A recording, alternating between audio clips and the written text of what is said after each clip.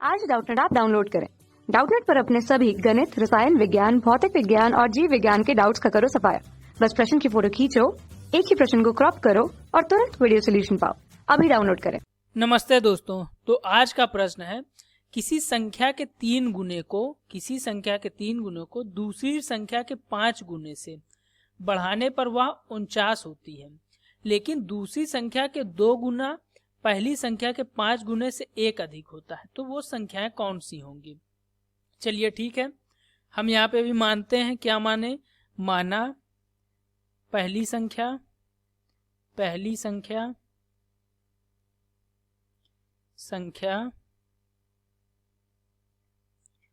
बराबर x तथा दूसरी संख्या बराबर y है। ठीक है, दूसरी संख्या हमारी क्या हो गई, y हो गई। ठीक है, पहली संख्या x है, दूसरी संख्या y है। अब चलिए हम अपने प्रश्न पे देखते हैं कि वो क्या कह रहा है कि किसी संख्या के 3 गुने को दूसरी संख्या के 5 गुने, मतलब पहली संख्या के 3 गुने, तो 3 गुना पहली संख्या का और दूसरी संख्या के 5 गुने से बढ़ाने पर, मतलब दूसरी संख्या 5 गुना इसमें बढ़ा दें, 5 गुना दूसरी संख्या का, तो वो संख्या कितना हो जाता है, कुल मिला के 49 हो जाता है। अच्छा ठीक है, ये हमारी पहली बात हो गई। अब दूसरी बात कह रहा है लेकिन दूसरी संख्या का 2 गुना। अब दूसरी शर्त कह रहा है कि दूसरी संख्या का 2 गुना कर दिया हमने, दूसरी संख्या का 2 गुना पहली संख्या के 5 गुने से 1 अधिक है।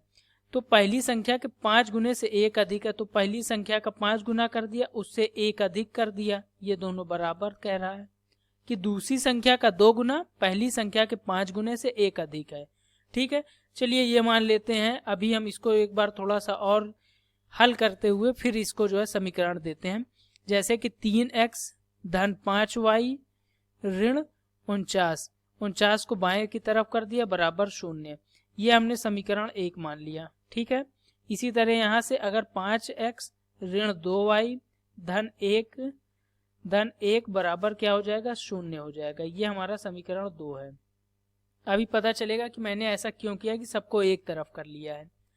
ठीक है, चलिए एक तरफ करने के बाद अब देखते हैं कि क्या हुआ। तो समीकरण 1 में हम 2 से गुणा करते हैं। समीकरण 1 में 2 से तथा समीकरण 2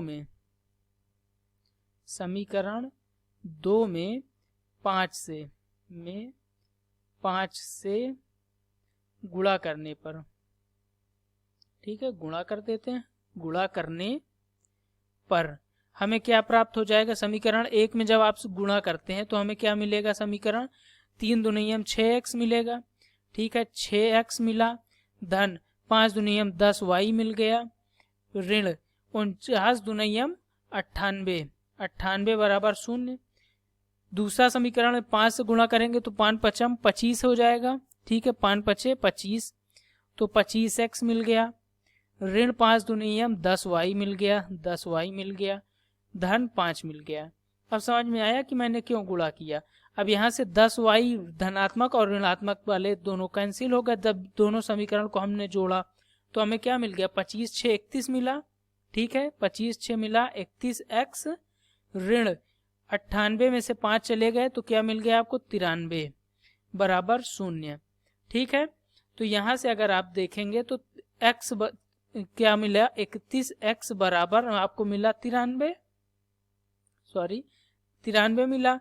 तो यहाँ से अगर x का मान निकालेंगे तो x बराबर क्या मिलेगा, 93 बटे में 31, तो 31 से 3 बार में ये कटेगा, तो आपको x का मान क्या मिला, x बराबर आपको मिल गया, x का मान आपको मिल गया 3। ठीक है, चलिए पहली संख्या हमारे पास मिल गई, x का मान मिल गया 3। ठीक है, अब हमको दूसरी संख्या निकालना है, तो दूसरी संख्या भी हम देखते हैं। चलिए, अगर ये वाला जो हमारे पास एक समीकरण था 2y बराबर 5x धन 1, ये वाला जो समीकरण है, इसमें अगर x का मान रखते हैं, ठीक है, चलिए x का मान इस समीकरण में रख के देखते हैं कि हमें क्या प्राप्त होता है।